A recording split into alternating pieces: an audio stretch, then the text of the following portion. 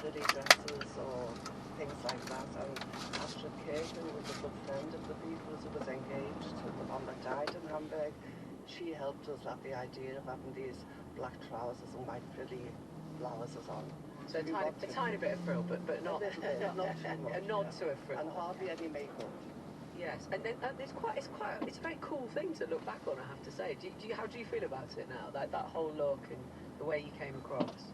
Well, as a matter of fact, it's very popular at the moment. When you walk into the shops, you see all these frilly blouses.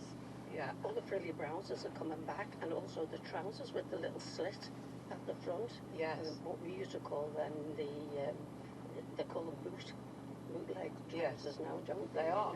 I'm wearing a little bit today. No slip, but yeah, you're right. They're back. Yeah. And was it for you? I mean, how do you think you experienced? Because now we still see the Rolling Stones on tour, for instance, right? And I wonder how that feels to you, having come up at a similar time.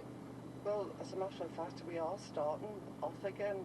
5 years ago, we got an offer for a musical about us, and that really took off. Yes. Called Girls Don't Play Guitars at the Royal Court.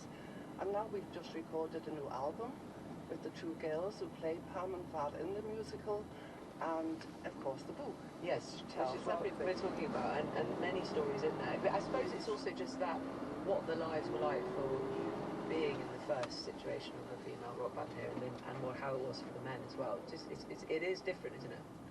Well, I mean, we mixed with them, I mean, we were looked upon as part of the gang, and even the females who were like the groupies in them days, they accepted us. Yeah, in fact, they used to come to us and say to help them, because they used to be in the beer shop where the Beatles used to go. Everybody used to sort of congregate into this beer shop, and they'd ask our advisor, could you tell us what do we say to the boys? Because of course they were trying to speak English, Yes. And your groupies, how were they? Oh. Fantastic.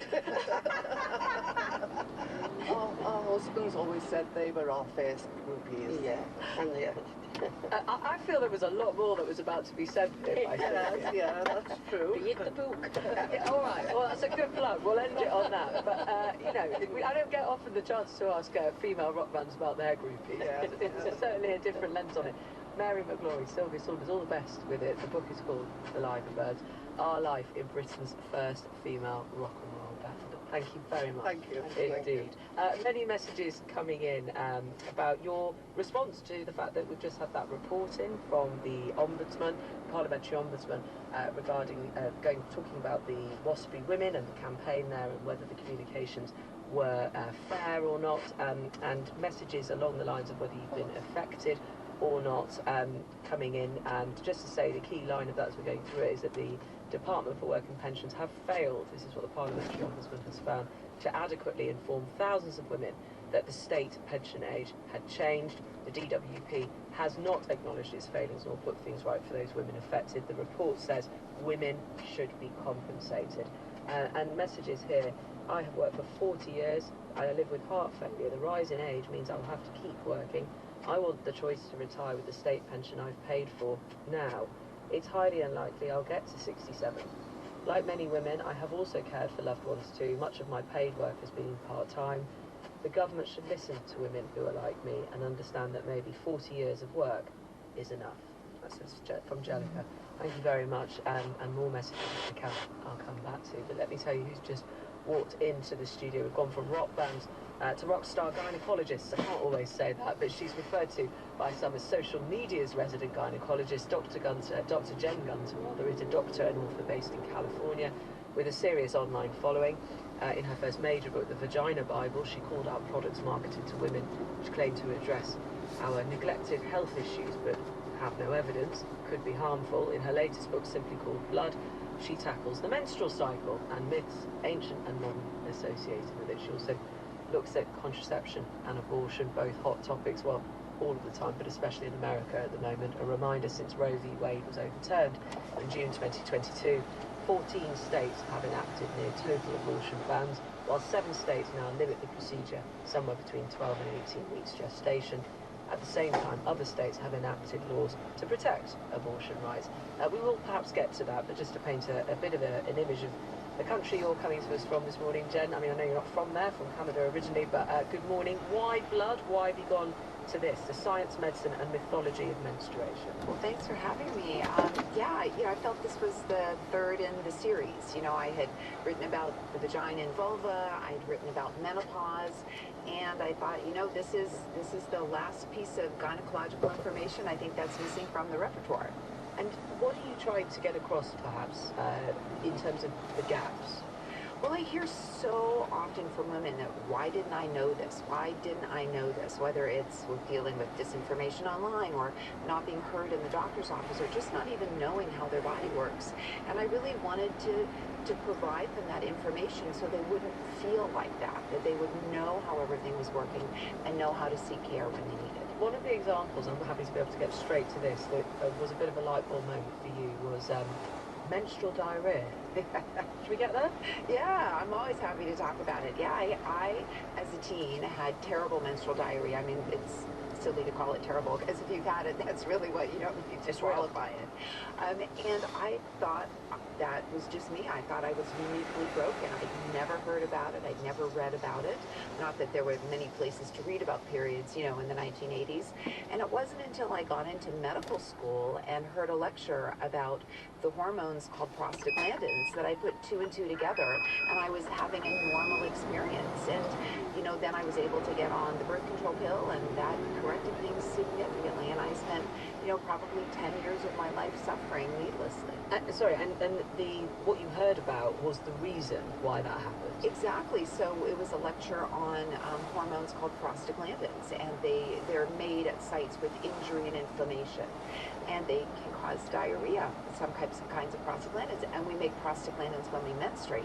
So I was like, wait a minute. Those two go together. Yeah, big light bulb moment sitting in medical school class. I ran down and asked the professor afterwards, could this be a cause for diarrhea during the menstrual cycle? And he's like, I never really thought about it, but sure. You then go on to, as you say, the pill, you have an experience which removes the need to have a period if you want. You can obviously have that break, and it's a whole other discussion about why people do or do not have that break, and medically can they, which you also talk about in the book, and there are the historic reasons perhaps for that as well, people wanting to still have a cycle, not knowing if they were pregnant.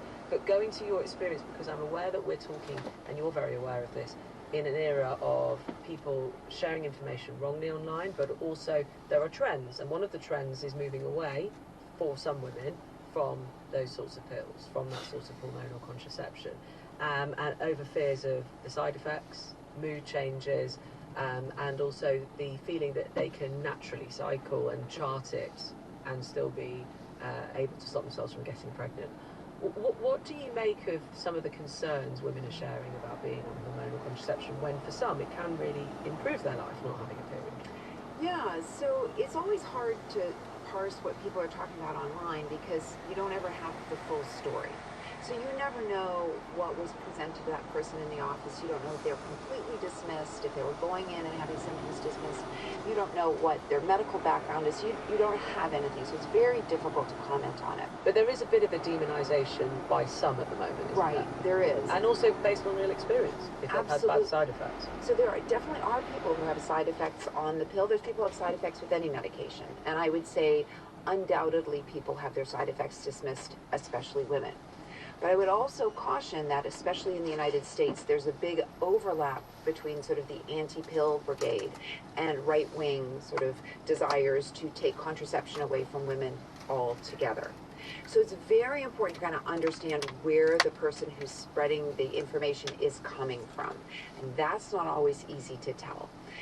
I'm all for choice in all aspects of medical care. So if people don't want to be on the birth control pill, they don't want to be on hormonal contraception, we should give them all the options that are available. But there are very few though sometimes, aren't there? That's the issue. I say as someone with, I'm not making this about me, but someone with endometriosis, with adenomyosis, there are still a paucity of options if you can't tolerate hormonal contraception, mood impact or whatever, because we don't have research around certain parts of women's health, women's body, and how our hormones work. Right, so there is a systemic underfunding of diseases that uniquely affect women, right? So polycystic ovarian syndrome, endometriosis, adenomyosis would be, three of the very common ones. PMS, PMDD as well. And so unfortunately we have to do the best with what we have because, in the office today, I can't fix the systemic sort of underfunding.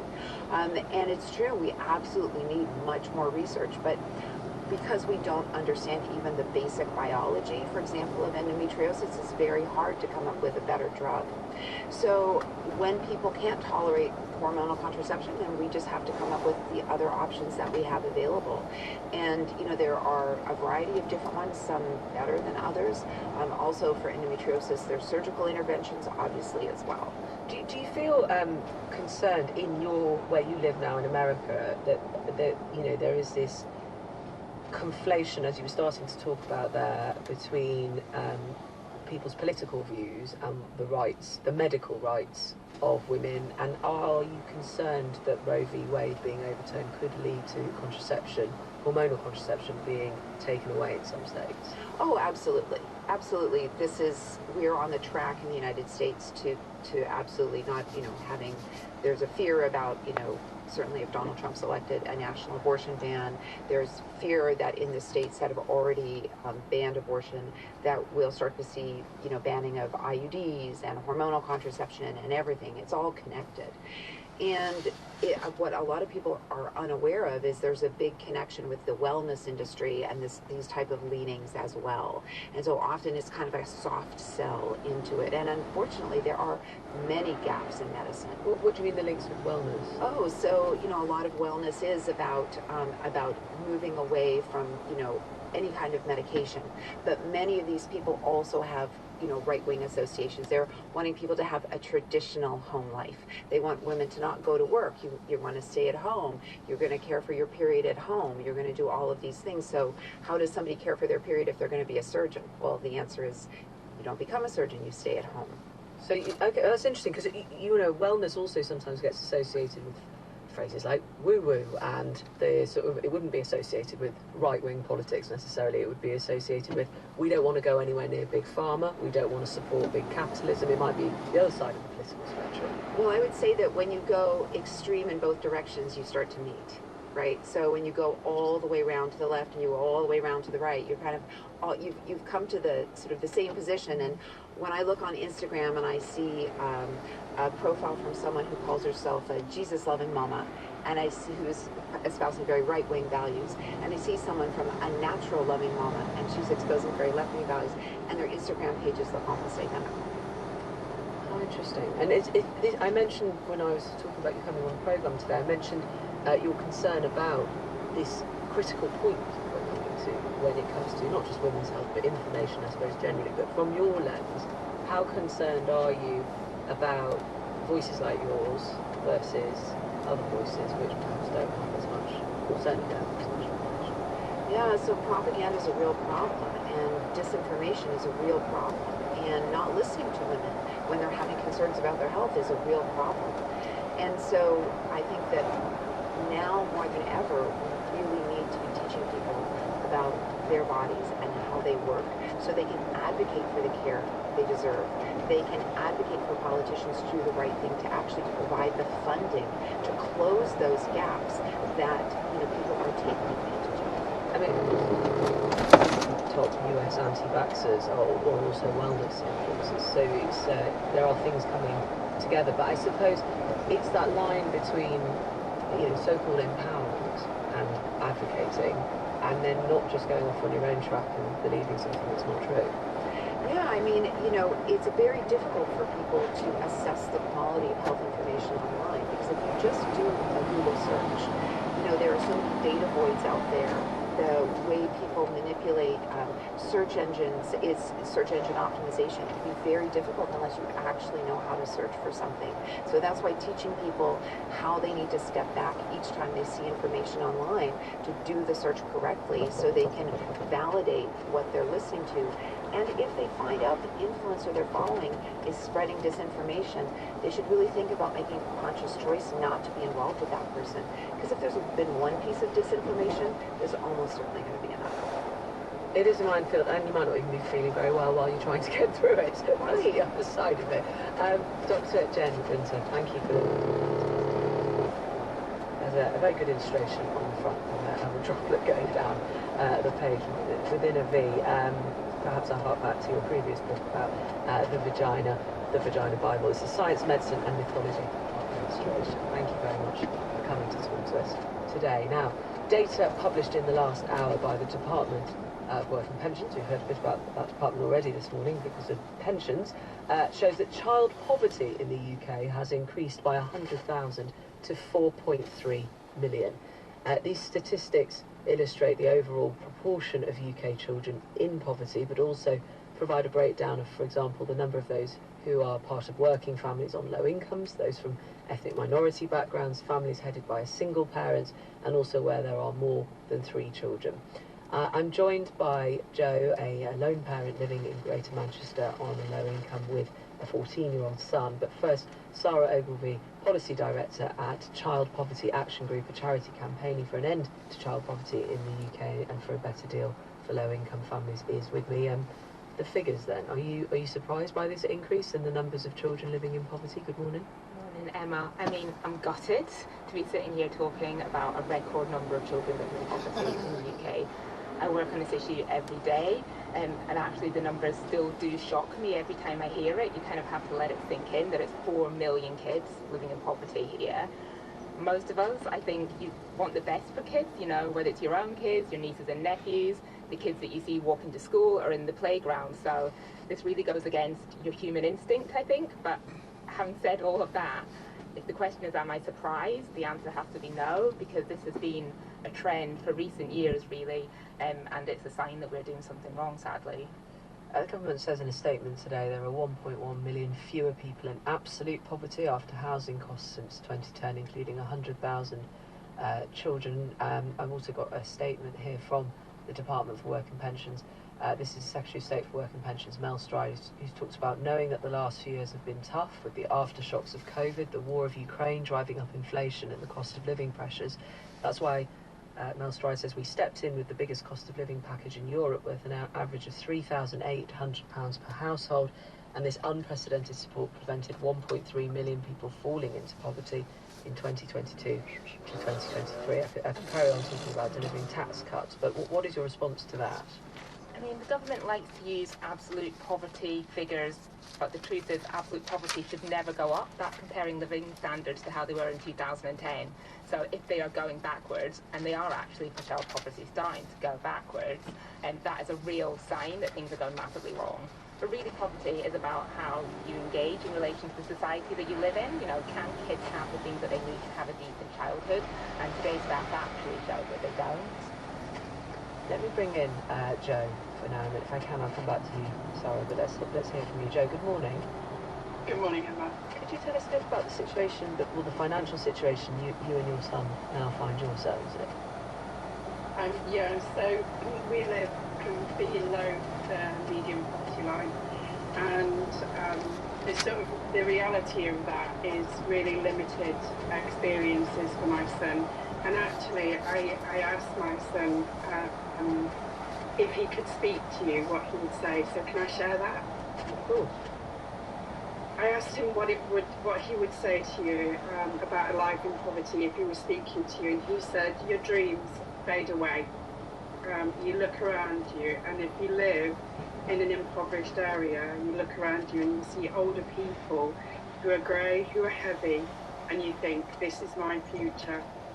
With nothing, there's more crime in impoverished areas, and he's deeply concerned that he'll be in the wrong place at the wrong time and his future will be gone. I think if I look at my son when he was 4 years old, 5 years old, 6 years old, you know, these dreams of being a footballer, these dreams that anything is possible, and me constantly telling him while managing the sort of cognitive load of living in poverty, for that to have disappeared for him, and for him to see his future so bleak is terrible, because it is a toxic environment. It's very, very stressful, and with best will in the world as a parent, you can't constantly hide the reality from your child, because no, is a regular word, you know, in our household. And I don't want to sort of for this to be all about me, because we're two of many. Yes, but you were in a situation, and I know that with the pandemic happening as well, but is it that you lost your job before the pandemic, or how did you find yourself quite where you are now? So it began with a high conflict separation when my son was quite young. I didn't get any financial support from the state, and so that was really the beginning of the spiral into debt. It cost me a lot of money to go through family court, life savings. You know, I was a professional before I became a parent. And at the beginning of the pandemic, I lost my job because my son has additional needs, and that in itself is a portal to poverty for many, many people. And for us, that was the beginning of our sort of descent into abject poverty. Losing my job, I was working as a cleaner when I'd previously been an audiovisual producer. You know, I'd come from poverty, worked really hard to sort of elevate myself, and found myself back in abject poverty, using food banks, you know, living in a very cold house, living in a house that needed so much work, pardon me, needed so much work doing to it that I couldn't afford to get people in to help me. You end up battered, and you know, not just my son's dream have disappeared, but mine as well. It's a really difficult situation because I'm unsupported, and there isn't the scaffolding for families like myself to enable us to go out to work, to enable us to sort of work the jobs that we would be most productive at, if that's how we're going to measure it, you know. What would need to change, do you think? Have you had any thoughts on that? Yeah, I have a lot of thoughts on that. I'm a participant on Changing Realities project, which Child Poverty Action Group are involved in. And for me, the £20 uplift was a game changer. It lifted 400,000 children out of poverty, and it looks like it could lift 500,000 children out of poverty. So £20 uplift for those on benefits would be a game changer. It was a game changer. You know, that's evidence-based during the pandemic. And I think closing the gap in terms of when you apply for universal credit, there's a 5-week wait minimum. And that can be the difference for somebody like me. It was just a month or 2 months of not being able to pay my bills because I was suspended in that application process.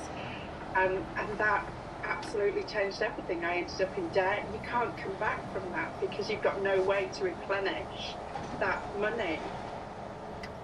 Thank you for talking to us. Can I just give Sarah Ogilvie, Policy Director at Child Poverty Action Group, just a brief moment, if you can, to respond? What do you want to say to Jo? I mean, Jo is the reason why, and her family, the reason why we're here to try and do this work and to make life better for children and families who are living in poverty. She's really clear that the thing that made a difference to her life was getting more cash in her family's pockets. There are a couple of ways that government could do that. It needs to increase benefits for children. You know, government told you that it had increased benefits, but actually the value of benefits compared to how much families need, it just isn't cutting the mustard. And in particular, we know that the biggest driver at the moment of children's poverty is the 2-child limit. So that's the policy that means that you only get money for your first 2 children, and if you have additional children, you don't get any extra support. And as it stands, the Labour Party has yet to say it will reverse that should it get into power. Of course, that will come up as we hear more about an election, but it's important to hear your response to what we just heard from Jo. Jo, thank you very much to you and to your son for your words this morning. Sarah Ogilvie, thank you to you. And thank you very much to all of you for your contributions this morning, especially as we heard that news about the women campaigning for pension changes. Tomorrow, Anita is in Doncaster. Join her there. Woman's Hour was presented by Emma Barnett, and the producer was Sarah Crawley. The studio engineer was Phil Lander. Here you are in Moscow. Yes. Is it all you hoped it would be? A collection of rediscovered radio plays restored for BBC Radio 4. I was only suggesting. That a man of my class and my sort of education could not possibly become a communist out of deep intellectual conviction. A spy thriller by Dennis Potter. Traitor? To my class, yes. To my country, no. Hidden Treasures, Traitor, starring Denham Elliott. If I were to end up in a bare cell without any colour or light, I would still do what I did all over again. On Radio 4 and BBC Sounds on Monday afternoon at 2:15. After the news, we've dispatches from around the world, including this week the West African country with some of the world's deadliest snakes, but only one specialist snake bite clinic. From our own correspondent is in a couple of minutes.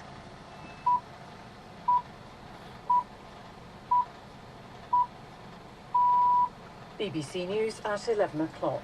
A report published in the past hour has called on the government to compensate women affected by the rising state pension age. The Parliamentary and Health Service Ombudsman says ministers failed to adequately communicate the changes and they should now do the right thing and apologise. The report suggests the women should be given compensation of up to £3,000.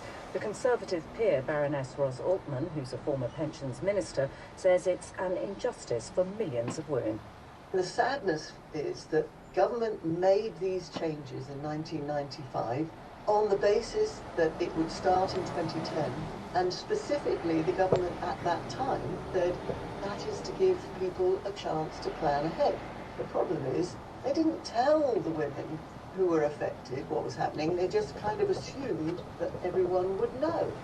The US Secretary of State Antony Blinken says Washington has put forward a draft UN Security Council resolution calling for the first time for an immediate ceasefire in Gaza, as well as the release of hostages held by Hamas. The US has previously blocked calls of the Security Council for an immediate halt to the fighting. Government figures show the sharp rise in energy prices after Russia's invasion of Ukraine caused the biggest increase in absolute poverty in 30 years in the UK. In the year to March 2023, almost 18% of people were in absolute poverty, which is defined as having a family income less than 60% of the average in 2011. The government says it provided the biggest cost of living package in Europe to help people cope with rising prices. Interest rates are expected to remain unchanged when the Bank of England announces its latest decision in an hour's time. The current rate of 5.25% is the highest for nearly 16 years. The British firm BAE Systems has agreed a deal to help to build Australia's nuclear-powered submarines. The Defence Secretary, Grant Shapps, says the partnership with an Australian company will create thousands of jobs across the UK. BBC News. The actor Christopher Eccleston and the journalist Lindsay Hilson will be recommending some favourite books later this morning. A good read is at 11:30. But first here on Radio 4, it's time for From Our Own Correspondent, presented by Kate Adey. Good morning. Today we meet those who fled Sudan's brutal civil war and find out how they're helping each other to overcome trauma. In the Netherlands, we hear how the half-hearted rebranding of the anti-Islam populist leader Geert Wilders wasn't enough to give him the keys to the Prime Minister's office. We travel to a tiny Pacific island that's eagerly courted by two of the richest and most powerful nations on earth. And why, there's far more to tequila than a salt-rimmed glass, a slice of lime, and a down in one. First to Haiti, where widespread gang violence has displaced hundreds of thousands of people in recent weeks. An already precarious situation has quickly deteriorated as criminals launched coordinated attacks on key facilities, forcing the country's Prime Minister, Ariel Henry, to resign. Gangs that were once concentrated in particular neighborhoods have grown in size and power in recent years. They now control Port-au-Prince, as well as many of the country's main roads, blocking access to food, medical supplies and fuel. On Haiti's border with the Dominican Republic, Will Grant reports on how desperation is growing. On market days, the land border crossing at Dajabon is an assault on the senses. The air is filled with the noise and dust from a steady stream of motorbikes, flatbed trucks and pedestrians crossing in both directions at once. Haitians with the right paperwork can come and go for the day without too much difficulty to the chaotic Dominican border town's commerce zone, but can't, it seems, enter the country properly to seek work or better living conditions. Every few hours, there was another stark reminder of the Dominican government's attitude to the chaos unfolding in its troubled neighbor.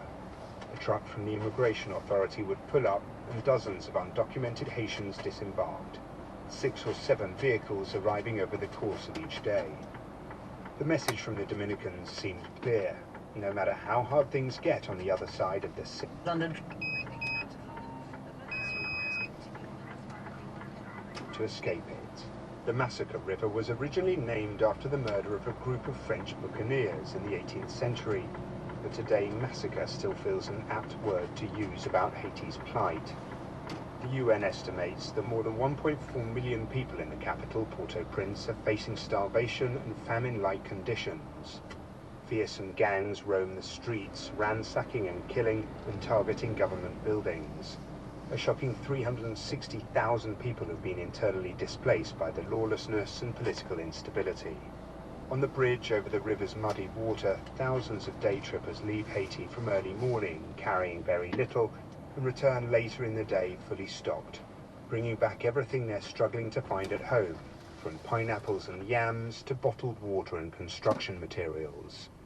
As the pressure builds from the worsening humanitarian crisis, the Dominican soldiers manning the border corralled the Haitians in short barks in Spanish and Creole, leaning on their guns. At one point, a young-looking private began waving a taser at some older women as they returned into Haiti, the electrical charge crackling menacingly as he yelled "Rapido" at them. There's a long and bitter history between these two Caribbean countries which share the island of Hispaniola, brother nations joined by history and geography, yet distanced culturally, politically, socially, crucially economically from each other. The Dominican Republic has seen enviable growth over recent decades, bucking the regional trend. In a grim detail, in that morning's rush to cross the bridge, a young Haitian woman, who I later learned was called Rose, was accidentally pushed over the low fence in the crash. She easily fell 10 meters onto a dry and rocky part of the riverbed below, and a video later posted to social media showed her broken body being gingerly carried by a group of onlookers to take her to medical help.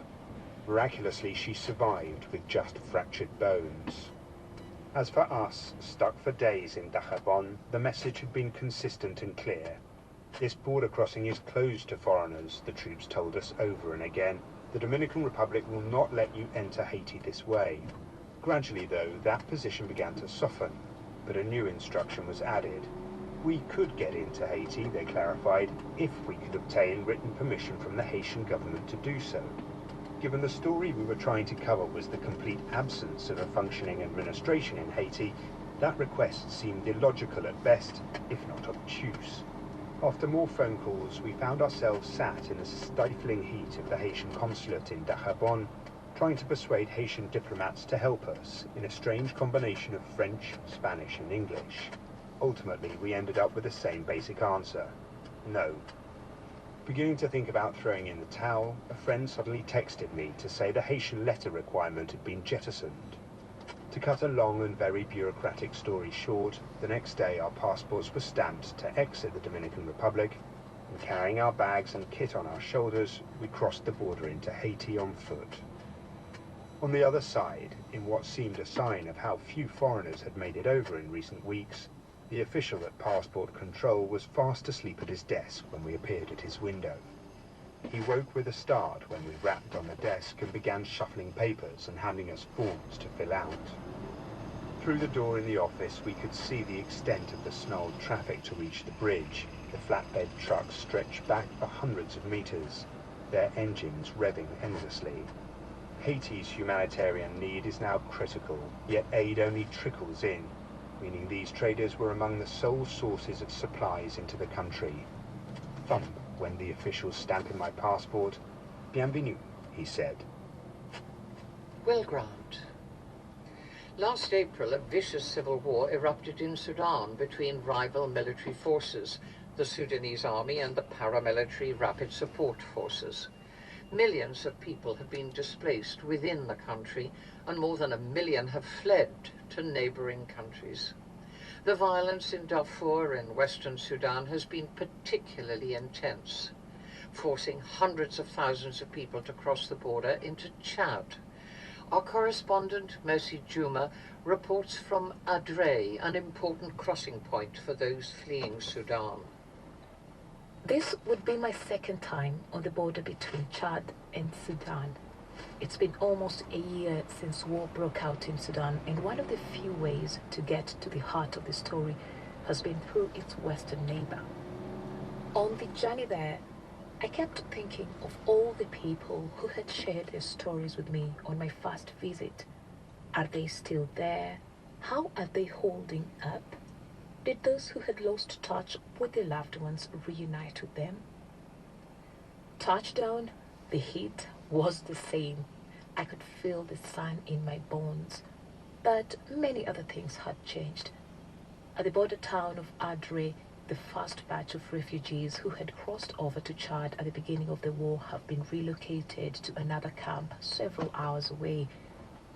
The sheikh who served me coffee last time, the journalist who gave birth while fleeing, the survivors I had met at the local hospital, none of them were there in Adre.